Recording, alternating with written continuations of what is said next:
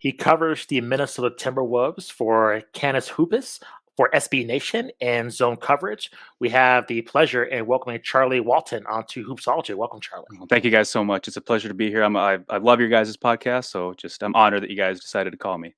Oh, much appreciated. Thanks so And much. I got to kind of apologize because we like to cover all of the teams within the NBA, but we have kind of slept on and neglected the Timberwolves. And This year, out of all the yeah, years, this is the I year. yeah, and we're trying to a little bit accused of hopping on the bandwagon, but I think it's appropriate just due to Yeah, yeah, what's been going on with them. So, can you kind of take us on a journey of the Timberwolves becoming a Western Conference contender? Because I think in yeah. previous years they've been known, if you correct me if I'm wrong, this is a little bit of a disappointment. Like, what's the future of this team with Right. several of their components? And now it's all coming together. So, can you kind of paint us a picture, maybe Yeah, from kind of the COVID years with the Rudy Gobert and everything went down with that, yeah. to him arriving in Minnesota, to him and his chemistry with Carl Anthony Towns, to now where they might be poised to make a huge run in the playoffs. Yeah. So, I mean, it's been a long time coming, guys. The Wolves haven't had a contending team since 2004, right? So, 20 years longer than I've been alive, right? So, but before the show, I was trying to think of like a turning point of when they switched from like this rebuilding team with their sights set on the future to now where they are right now, right? And my mind keeps going back to the 2021-22 season, particularly the summer before that season. It's when Gerson Rosas, who was the president of basketball operations at the time, he brought in Patrick Beverly, and for in exchange for Juancho Gomez and Jarrett Culver. And on the surface, the trade just kind of it didn't turn too many heads, right? It was just you're bringing in a veteran point guard, right? And but it turned out to be a huge culture defining moment, and he helped build culture both on a team and a fan wide level. And it translated to wins too. Not that Patrick Beverly was the only reason they won, but definitely a big part of it. Right? They finished sixth in the West, and for the second time in 18 years, they made the playoffs. But after that one year, Tim Connolly came and in May, and two months later, he decided it was his time to make his stamp on the team. Right, and to do that, he shipped out Beverly, Malik Beasley, Jared Vanderbilt, right? Three parts who were key in that big playoff season, along with Leandro Romaro, Walker Kessler, 5 first round picks, obviously for Rudy Gobert. And it was a shocker, right? And it conjured up negative and positive reactions from Wolves fans, NBA fans, everybody. But to me, it confirmed that the Wolves were finally entering into this championship or bust mindset. And Karl Anthony Towns addressed that too during his presser after he was signed to the Supermax contract. He said it's championship or bust, right? So I think overall, I think it's Tim Conley deserves a lot of credit for how he's put together this Wolves team, right? Because you look at the Rudy Gobert trade, which didn't look great last year, like you mentioned, right? It was, you had Walker Kessler playing in Utah, arguably playing better than Rudy Gobert, right? And was a rookie. But now, looking back on it, it's like I said, I think it's a major win for the Wolves. And then at the trade deadline last year, they flipped D'Angelo Russell, who was having some fit issues next to Gobert, didn't really get the most out of Rudy, for Mike Conley, who's been kind of the grease to the Wolves' gears all year and ever since he's came to the team. Nickeil Alexander-Walker, he's been the kind of glue guy, and then 2 future first-round picks. And during this time, he's also locked up Karl Anthony Towns, Naz Reid, Jaden McDaniels, Anthony Edwards, all the long-term contracts. And most recently, he traded for Monte Morris, in exchange for Troy Brown Jr. and Shake Milton, both of whom weren't in the rotation, right? So you trade two and a future second round pick, but you trade two guys not playing for Monte Morris, who has a potential to not only help now, but he's going to help relieve minutes off Mike Conley's back, help in the playoffs, and then hopefully maybe replace Mike Conley at some point if he can blossom and stick around that long. So overall, I think Tim Conley, like I said, has been instrumental in crafting this championship level roster for Chris Finch and his staff to work with. And then on the court, it's this season in particular, it's been their defense, right? Above the culture. It's what has them at the third seed right now, and it's what's been their driving force to so much success this season. And I mean, their defensive rating is an NBA low 108.4, and it's 2 points lower than the Boston Celtics, who are the next closest team. And aside from Gobert, the Wolves are just littered with these versatile, scrappy, lengthy defenders. Like McDaniels, Alexander Walker, Kyle Anderson, Towns, the list goes on. Anthony Edwards, Mike Conley. So on that end of the court, they've been stellar on offense. It's not been the same. They've been middle of the pack. Off the bench, their offense hasn't been great. But recently, I've noticed the ball movement has improved quite a bit, which um, is huge. It's been after the Karl Anthony Towns injury, which that's happened, and you need to figure out a way going forward, right, to manufacture 22 more points per game, right? You have to find that, and it's not going to be a linear path. You can't ask someone in particular to tack on 10 or 15 more points a game. And a way to get more points, right, is of course lock down a defense, but then pass the ball. And the Wolves have done that. It's not only helped with the team's offense, but it's also helped tremendously in the minutes where Anthony Edwards isn't on the floor. So I want to ask you about Patrick Beverly. Correct me if I'm wrong. In terms of mentality, they had a similar player within Jimmy Butler, and we know how that went. So, what was the Yeah, difference with Patrick Beverly changing the culture? They're similar, and yet I get the sense from you that Patrick Beverly had a much more positive effect. So, what was yeah. the difference between Butler and then Patrick Beverly's Yeah, approach? there was some concern when Beverly was brought in from people if that same would happen, right? You have a guy who's very loud, very outspoken, and I honestly, looking back on it now, I think maybe just everybody was a little bit more mature in the situation, right? Because you look back on what Jimmy Butler and his exit from Minnesota, it wasn't a great look, right? That infamous final practice he had where he showed up and he was wearing a Rolex and he ran with the third stringers and was talking all types of trash. But I think just overall, it was the way that maybe Patrick Beverly communicated with the team.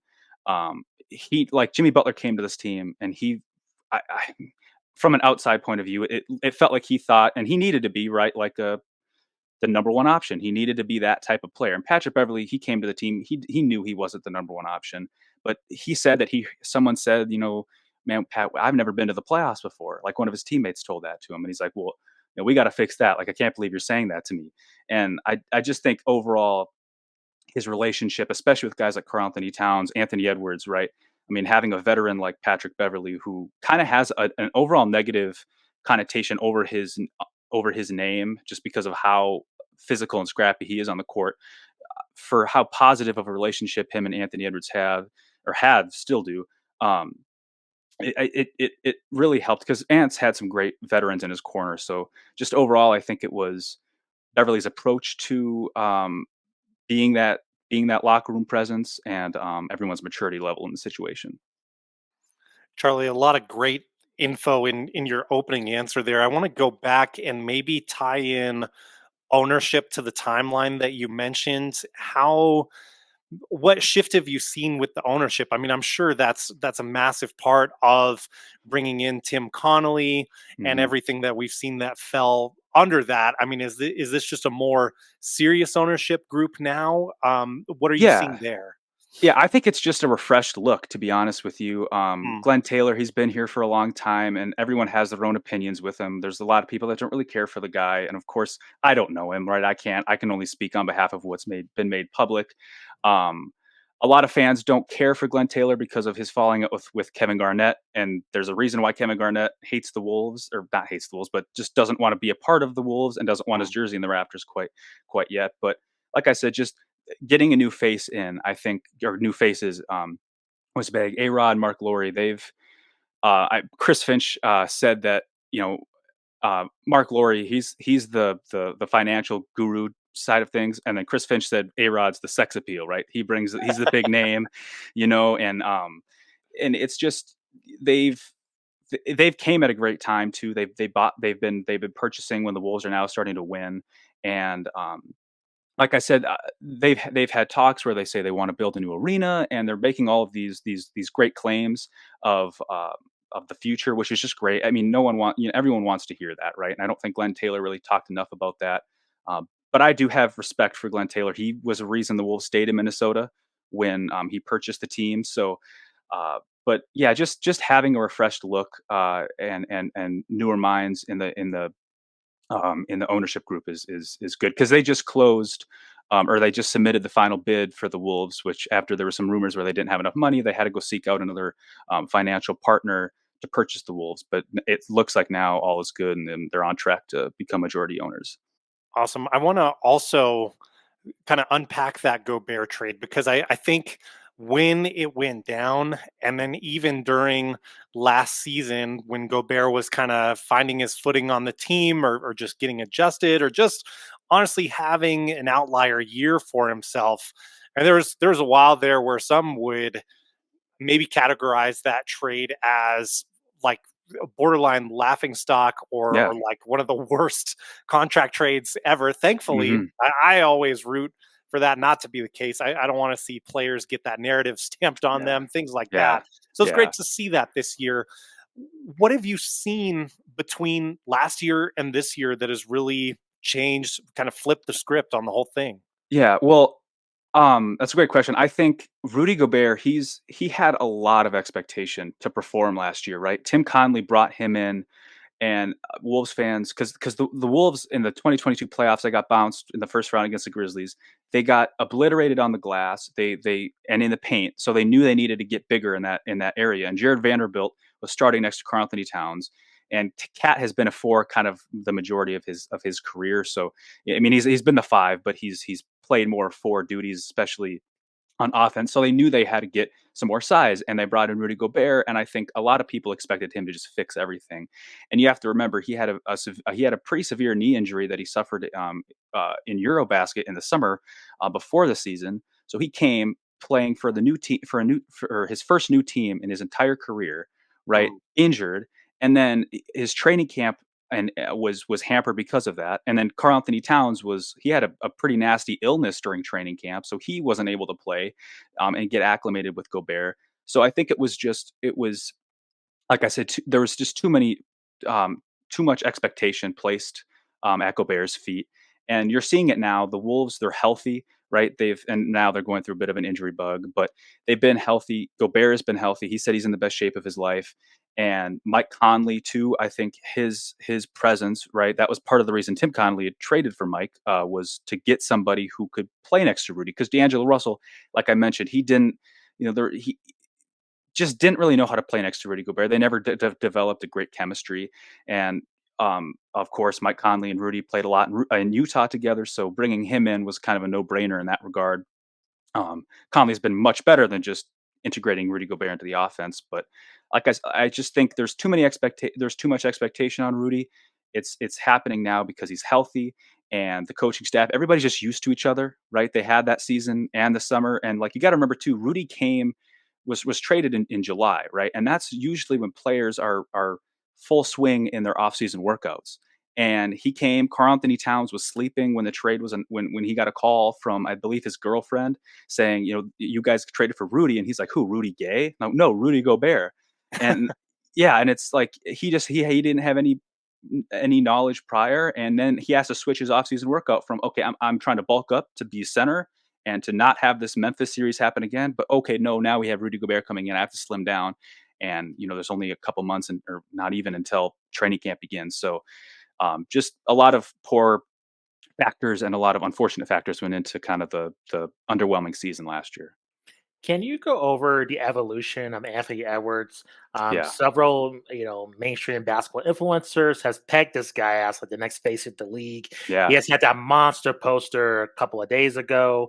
Like, unreal. where do you think his ceiling is, and do you think he's kind of the next kind of key cornerstone of this franchise? Because I think a lot of people thought it was going to be Carl Anthony Towns. Has not seemed to pan out Right. that way, but with the addition of Anthony Edwards, he seems to be the number one guy. Like, where do you think his ceiling is in terms of not only leading the Timberwolves to possible championships, but as being kind of the cornerstone for this franchise for years to come? Yeah, the sky's the limit, and it's just crazy to think that he's still only 22 years old, and I mean, he carries himself like he's a 10-year vet, and it's like he's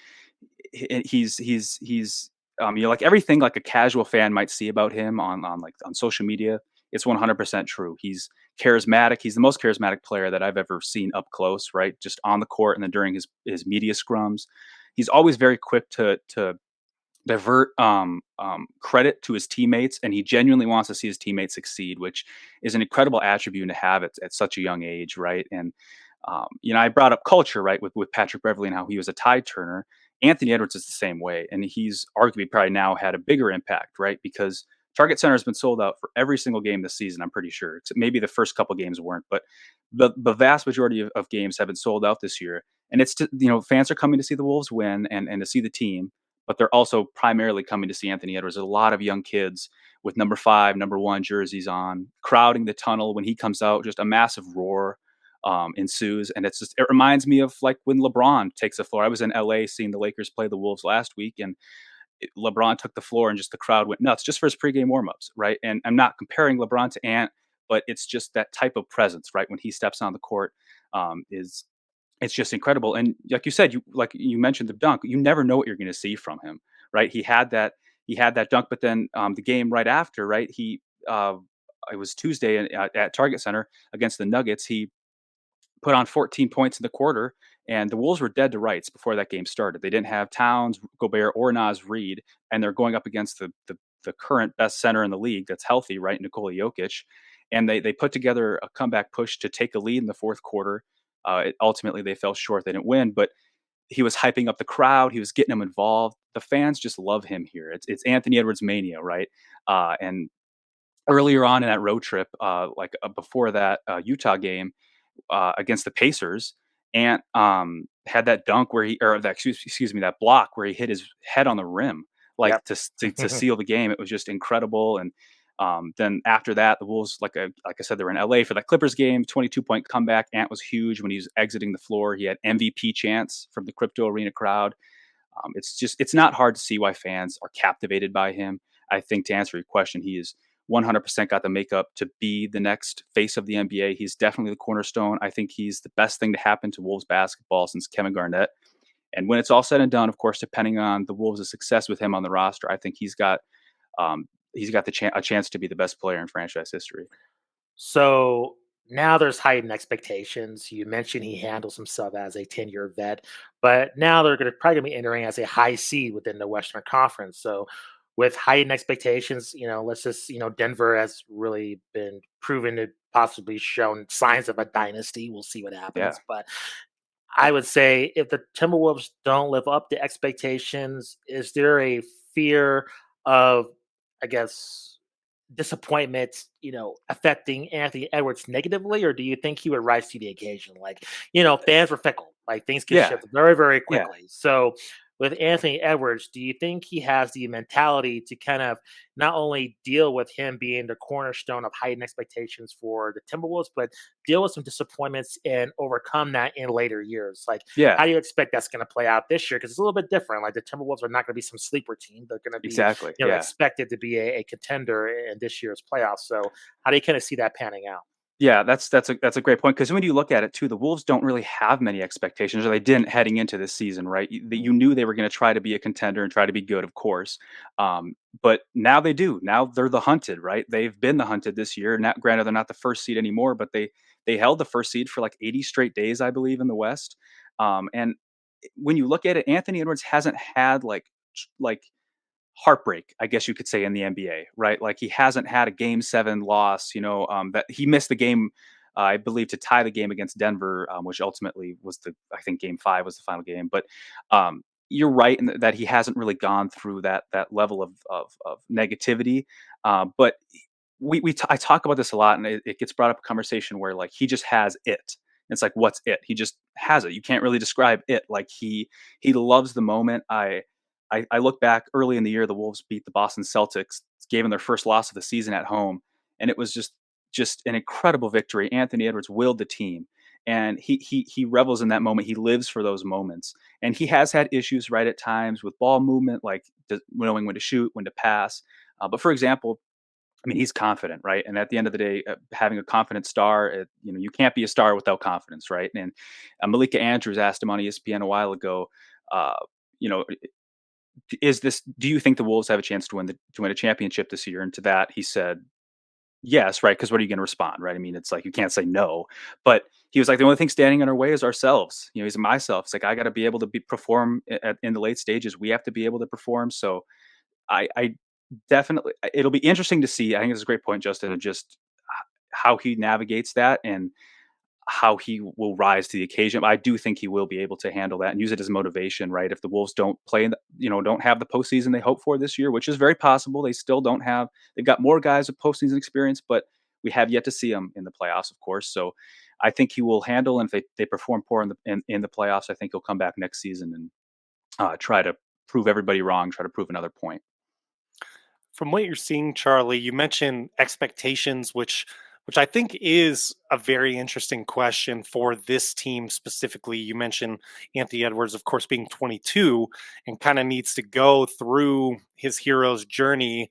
I would presume a season or two before typically we Yeah. see a player like rise to a title. Right. So I would argue, I don't know that many people are really penciling in the Timberwolves into the finals, certainly, especially with the Nuggets and what they Yeah. did last year. But what do you see in terms of those expectations? I mean, do you think missing like the Western Finals would be considered a disappointment, or even getting to the second round is further than they did last year?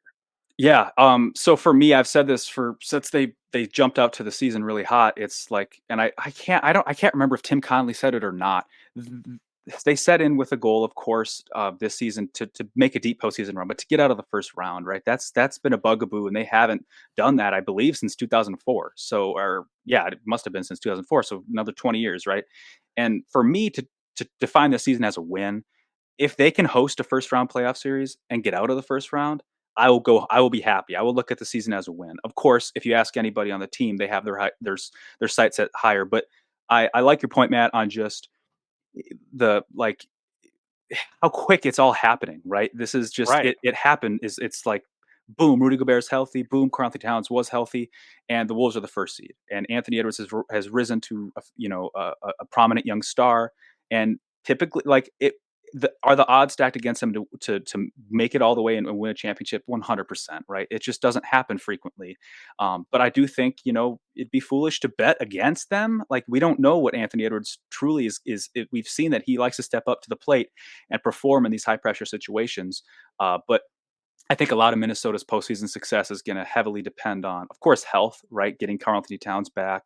And like, if you look at the Nuggets last year, I believe they had the same starting lineup for every single game in the playoffs. That's a very lucky thing to have happen.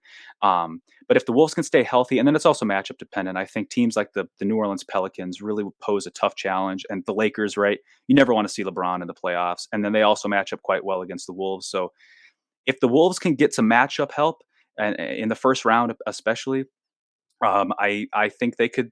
I mean, like I said, it'd be foolish to bet against them. I'm very interested to see what happens. I'm not sold on them being championship contenders, especially. I mean, if you want to say they go all the way to the finals and they meet Boston, I don't think anybody's beating Boston.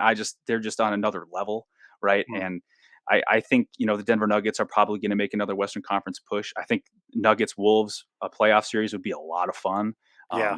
I've talked to people that are cover the Nuggets or are fans of the Nuggets, and a lot of them say that and even Bruce Brown said it. The Wolves gave the Nuggets their hardest challenge last year in the playoffs, and they were without Kyle Anderson for Game 5. They were without Jay McDaniels and Naz Reid for the entire first round. So it makes you wonder, what can a fully healthy Wolves team that's an incredible half court defense do in the playoffs? And like we said, I mean the sky's the limit for Anthony Edwards, and I think that he could truly lead a team. It just might be a little early right now. Yeah, I would totally agree with that too. In terms of matching up with Denver, a lot of those games were very interesting towards the end there, Yeah, and it was different how it played out compared to what you saw on the court with how close those games felt. yeah, I felt, at least watching those. Um, Wanted to ask you too. You answered part of my follow up in like potentially not wanting to see the Pelicans, Lakers. I guess where where are the Timberwolves suited to have strength in matchups in the postseason? I mean, I would say honestly, just to give you my thought, like I'm yeah, looking at Phoenix, and that hmm just seems like a bad matchup, yeah, size wise, depth yeah, wise. I know KD scares everybody fairly yeah, so, but yeah, if I'm the Timberwolves, I'm not going to say it. You don't say that, of yeah, course, but exactly. Yeah, we don't fear anybody, like John Morant said. Whatever, he's fine in the West. Whatever he said. Yeah, exactly. But where do you think? I mean, I guess size is kind of the obvious thing to look at. But where are some other matchups? Don't necessarily have to name teams, but where do the Timberwolves stand out and have a great advantage over other teams in the West? Yeah, I think the Sacramento Kings would be a really fun and entertaining series. I think the Wolves could give Sacramento a good challenge. I just heard, was it Kevin Herter was injured? Has Mm. a some type of, like, I don't know how long he'll be out, but it sounded like not a great injury. I heard this morning, which this never you never like to hear that. But um, the Kings would be a lot of fun. Demonis Sabonis, I think he matches up quite. I think Sabonis actually plays well against Rudy Gobert, but looking at the team from a whole, De'Aaron Fox, right? It's they're a very good team, and I think the Wolves, they sound very confident playing the Kings for whatever reason. Jay McDaniels was asked about it too after the Wolves lost to the Kings at home a couple weeks ago. He didn't seem too concerned. He's like, "We're pretty confident we can beat them in a 7 game series."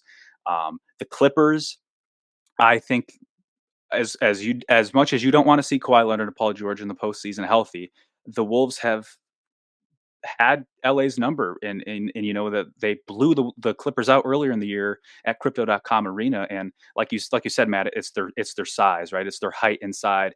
Um, for whatever reason, Tyronn Lue went small ball for a good chunk of that game, and it was ultimately their demise. And the Wolves have it's interesting too, because you have the dynamic of Anthony Edwards, but he plays very well alongside Rudy Gobert, right? And the pick and roll game there, and then you have Karl Anthony Towns to just muck everything up from deep. He can attack off, off the dribble. Jay McDaniels, we'd like to see him be a little bit more active on offense, and he has been. We saw him put up, I think, he put up a season high against the Denver Nuggets on Tuesday, but like you said, it's going to be size dependent, and the Suns too. Yusuf Nurkic, he's just a big body. Like, he just plays well. He's just solid.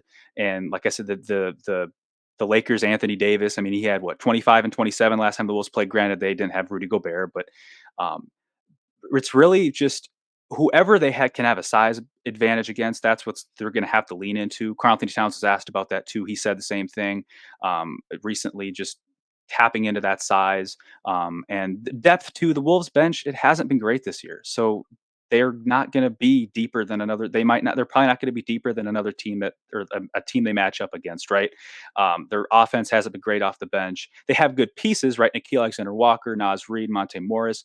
They just don't have like a scoring punch off the bench, I guess you could say, aside from Naz Reid. So it's going to be dependent on size, and really just individual matchups, especially Anthony Edwards. Like, if he goes up against the Clippers, they've defended Terrence Mann defended him, right? And that's just a tough matchup for Terrence Mann. I feel, like anybody that has to go up against Anthony Edwards, it's tough.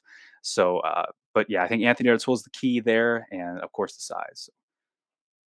So, Charlie, I want to ask you to give your perspective on just the Minnesota Timberwolves fan base. What did, as a lot of our experts, just to take us into what different fan bases around the league's mentality is towards their Yeah, teams. So, can you kind of give us your perspective on kind of what fans expect from the Timberwolves, especially this year with their most recent success?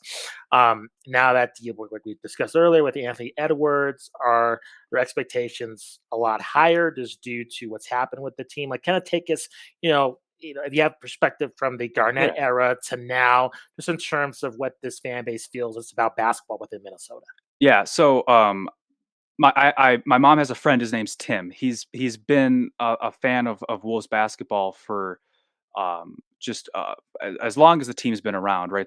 35 years, right, or whatever. And he's seen a lot of the dark days and some of the good days, right, with Kevin Garnett and stuff. And I've always known him as a pessimistic fan. And when I was starting to be a fan, because I'm only 18, guys. I'm not that. I wasn't around when Kevin Garnett was dominating, right? So I can't speak from personal experience, but he was always, I was always a naive fan. It's like, I just like coming to the games. Like, I don't care if the Wolves are 20 and whatever. Like, I just like coming.